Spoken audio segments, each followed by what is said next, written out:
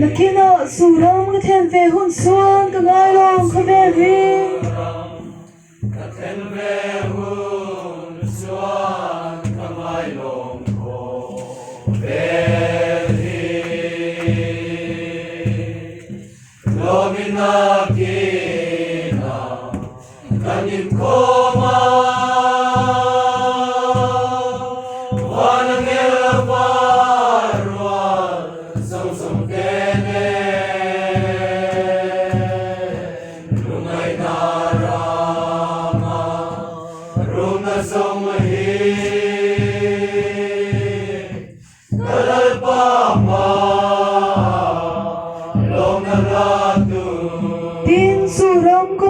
Suban zerin lai hikalat zera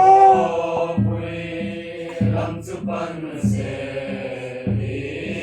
lai hikalat zera tuna aparim tui kadem veda o kanuam done tui kadem veda o kanuam done Lomina kina kanin koma vanagel varwa song tene lumay narama rum na song he kalalpama Samdam du mel gom liam nu khan alal shu then suwa dom liam nu khan alal shu then suwa rawre don kan sa de an lom nan hallelujah amen don kan sa de an lom nan hallelujah amen Lomina kina kanin koma vanagel varwa song tene lumay narama rum na song he kalalpama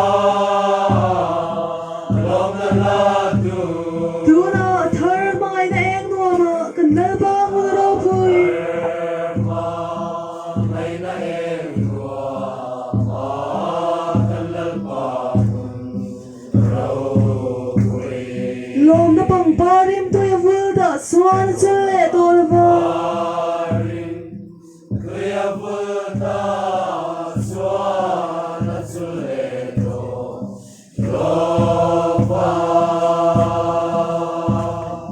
Lomina kina kanin koma vanagel varwa song tene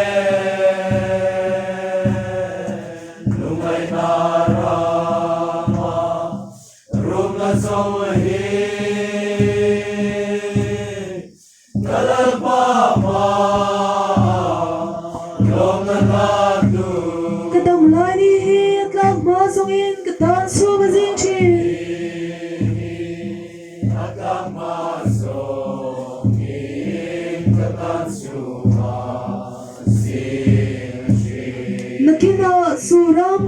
ve hun suan ka ngai long kho vel hi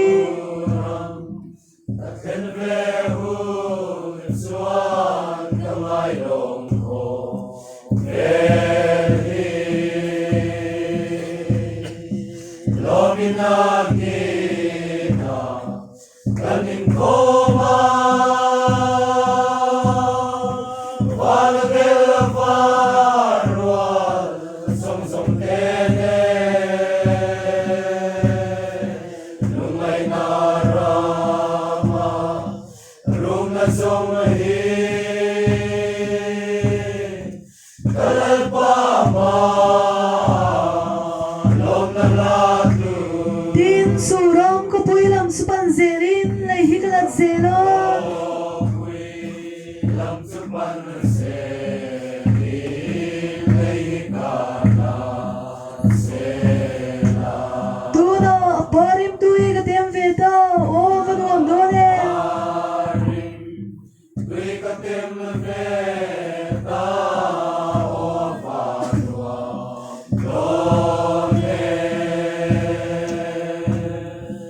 lo mi na ki na kanin ko ma van gel farwal song song kene lumai na sông hi kalal pa ma lom na latu ka chandam tu me lom liam tu kha na lal shu theng sunga lom liam nu halal chu te suma rawarel don tan sa ti an lom nan hallelujah amen Satyam lona hallelujah amen